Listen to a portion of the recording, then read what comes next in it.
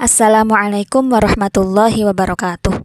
Bismillahirrahmanirrahim. Alhamdulillahirrabbilalamin. Wassalatu wassalamu ala ashrafil anbiya'i wal mursalin Sayyidina wa maulana Muhammad sallallahu alaihi wasallam wa ala alihi wa sahbihi ajma'in. Baik, perkenalkan, nama saya Fika Alimna, semester 1 Fakultas Tarbiyah, Prodi Manajemen Pendidikan Islam di Institut Agama Islam Bunga Bangsa Cirebon, akan memenuhi tugas mata kuliah fikih dari dosen pengampu dan pembimbing.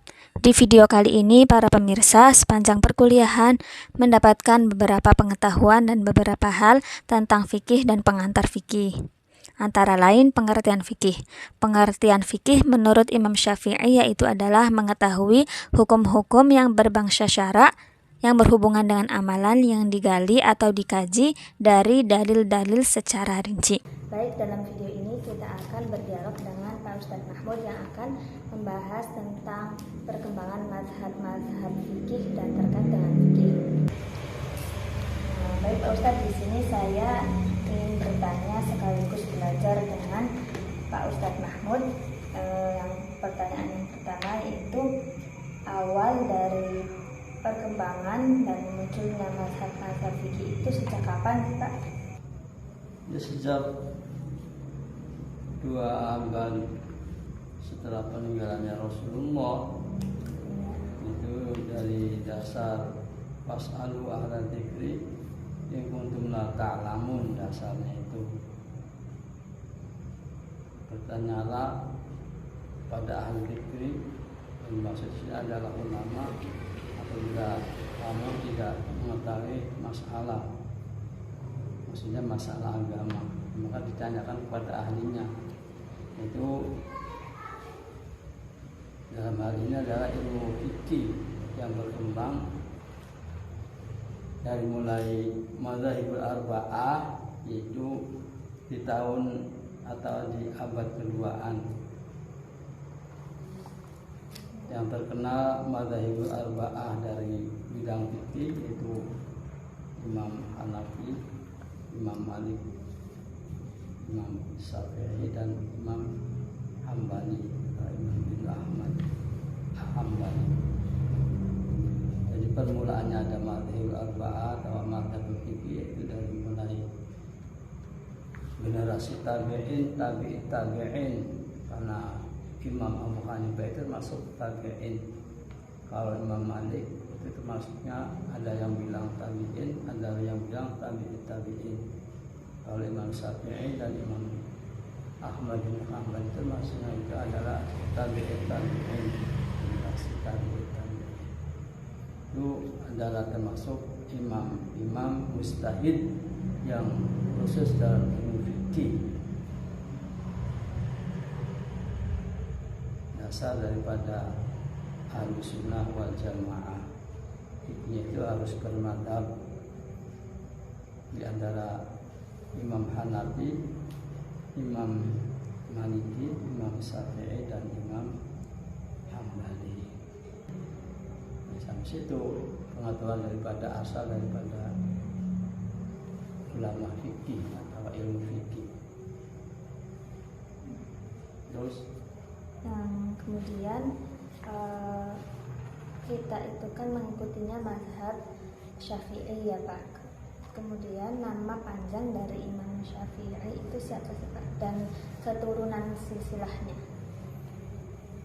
Imam Syafi'i merupakan salah satu imam mujtahid Islam, yaitu dari ilmu fikih, mazhab yang imam yang ketiga termasuknya setelah Imam Hanafi, Imam Maliki, terus Imam Syafi'i. Yang mana Imam Syafi'i itu adalah mempunyai nama atau asma, itu Muhammad bin Idris bin Abbas bin Utsman bin Syafi' bin Sa'id bin Ubay bin Abu Yazid bin Hashim bin Abu Muthalib. Jadi Muhammad bin Idris nisbatkan Syafi'i itu dari kakek buyutnya, itu yang keempat dari bapaknya Idris, Abbas, Utsman dan Syafi'i. Yang terkenalnya itu Syafi'i, itu nisbat dari buyut kakek buyutnya Imam Syafi'i atau Muhammad bin Idris. Adapun lahir Muhammad bin Idris atau Imam Syafi'i ini adalah tahun 150 Hijriah. Lahir di kota Gaza, Palestina. Adapun ayahnya itu keturunan atau asal dari Mekah. Pergi di suatu daerah yaitu Palestina, Gaza, terus menikah dengan seorang perempuan bernama Fatimah. Dari pernikahan tersebut lahirlah imam besar yaitu Muhammad bin Idris yang terkenal dengan Imam Syafi'i. Setelah lahir beberapa kemudian ayahnya yang bernama Idris itu adalah meninggal dunia. Jadi Imam Syafi'i dibesarkan oleh sang ibu, maka yang merumat, yang mengurus itu adalah sang ibu sendirian. Nah, setelah beberapa bulan kemudian Imam Syafi'i diajak pindah di kota asal daripada bapaknya itu di kota Mekah. Lalu Imam Syafi'i dan ibunya pergi di kota Mekah. Nah, di kota Mekah itulah Imam Syafi'i selalu menuntut ilmu agama sehingga sampai dikatakan umur 7 tahun itu sudah hafal Al-Quran. Dan dari situ di Mekah tadi ya menuntut beberapa banyak ilmu, di antaranya itu ilmu yang pertama yang dituntut ada ilmu syair, sehingga bertemu dengan seorang guru yang bernama Syafa itu untuk supaya belajar ilmu fikih. Nah, dari situlah Imam Syafi'i menekuni Imam Bukhari ilmu fikih. Setelah beberapa tahun kemudian Imam Syafi'i itu hijrah ke tanah Madinah atau kota Madinah, yang dimana kota Madinah tersebut adalah ada seorang imam lagi yaitu Imam Malik bin Anas.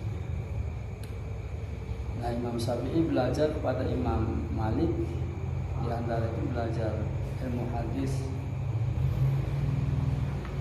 sehingga Imam Malik itu terkenal ilmu ulama hadis, sehingga sampai punya kitabnya itu kitab Muwatta. Dengan kitab Muwatta tersebut Imam Syafi'i mempelajari sampai hafal. Artinya di dalam umur 10 tahun Imam Syafi'i itu adalah hafal kitab Muwatta'nya Imam Malik, sehingga Imam Syafi'i itu masuknya muridnya Imam Malik. Setelah beberapa tahun kemudian ya selalu menuntut ilmu dan ilmu, hingga beliau hijrah lagi atau berkeliling musafir lagi di antara tanah Turki dan sebagian negara-negara lain. Yang terakhir itu di tanah Mesir, Kairo. Nah, sampai meninggal pun di tanah Kairo atau negara Mesir. Itu meninggal tahun 204. Jadi umurnya Imam Syafi'i itu adalah tidak panjang, sekitar 54 tahun. Meninggalnya di Fustot, Kairo, Mesir. Itu di antara riwayat ataupun biografi Imam Syafi'i sekelumit secara singkat. Terus baik, yang selanjutnya, kenapa sih kita itu harus belajar ilmu fikih? Penting ilmu fikih kita untuk belajar itu kenapa gitu Pak? Tidak hanya penting, kalau ilmu fikih adalah menuntut atau belajar ilmu fikih itu hukumnya adalah wajib, fardu ain. Karena apa? Yaitu di antara dalil Rasul, thalabul ilmi fardhun 'ala kulli muslimin wa muslimatin. Bahwa mencari ilmu, menuntut ilmu adalah hukumnya fardhu ain wajib. Jadi di antaranya ilmu fikih. Malah ilmu itu adalah ilmu yang paling utama untuk dicari, untuk diilmu. Karena karena fikih adalah ilmu-ilmu yang untuk menyempurnakan, untuk menjadikan sah tidak sahnya ibadah kita, seperti sholat, seperti zakat, seperti puasa dan lain-lainnya termasuk fardu. Ya maka menuntut ilmu daripada perkara atau ibadah wajib tadi ya hukumnya wajib. Karena jadi dawai taklim li anna ma yatawassalu bihi ila iqamatil fardi yakun fardun. Sesungguhnya sesuatu yang dibuat lantaran untuk mengerjakan atau mendirikan fardu ya maka hukumnya fardu, hukumnya wajib. Wa ma yatawassalu bi ila iqamatil wajib yakun wajiban. Sesuatu yang untuk dibuat lantaran untuk mengerjakan sebab perkara wajib maka pada hukumnya wajib. Artinya belajar ilmu yang untuk melaksanakan kewajiban ya maka belajar menuntut ilmu adalah hukumnya wajib.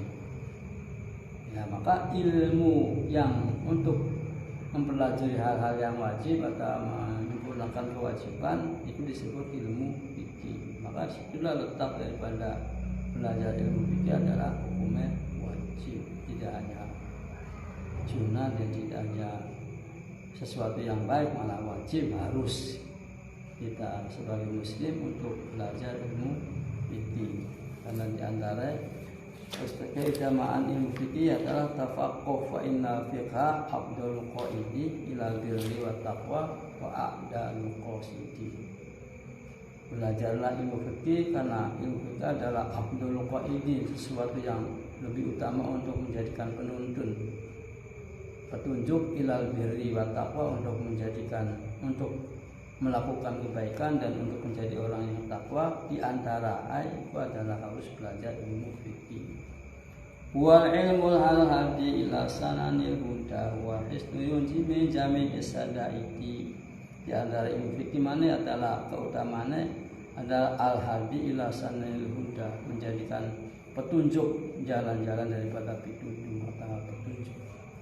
Wa al-hisnu yunji min jami'i sadaiki, juga termasuk benteng. Ilmu fikih merupakan benteng untuk menjadikan perisai keselamatan kita dari perkara-perkara yang tidak diinginkan atau perkara-perkara yang menjadikan sengsara di akhirat khususnya. Supaya ning akhiratnya tidak sengsara ya maka kita harus belajar ilmu fikih. Karena belajar ilmu fikih itu diantara wa kullu man bi ghairi ilmi ya'malu amaluhu madulatun la tuqbalu. Setiap amalan ibadah atau amalan yang baik yang tidak disertai dengan ilmunya maka amalan-amalannya tidak akan diterima atau ditolak. Maka disitulah letak daripada kewajiban kita belajar ilmu. Itu di antara utama adalah belajar ilmu fikih. Baik, terima kasih Pak atas waktunya. Semoga bermanfaat. Amin. Baik, setelah kita mendengarkan penjelasan yang sudah dipaparkan oleh Pak Ustadz Mahmud tadi, kesimpulannya adalah fikih itu bagaikan mata uang. Uang bukanlah segala-galanya, tapi segala-galanya bersentuhan dengan uang. Begitu juga dengan fikih. Fikih bukanlah segala-galanya, namun segala-galanya membutuhkan fikih. Demikian penjelasan yang sudah dipaparkan tadi. Semoga bermanfaat bagi kita semua. Amin ya rabbal alamin. Cukup sekian video kali ini. Kurang lebihnya mohon maaf bila ada kata atau sikap yang kurang berkenan. Wallahul muwaffiq ila aqwamit thoriq. Wassalamualaikum warahmatullahi wabarakatuh.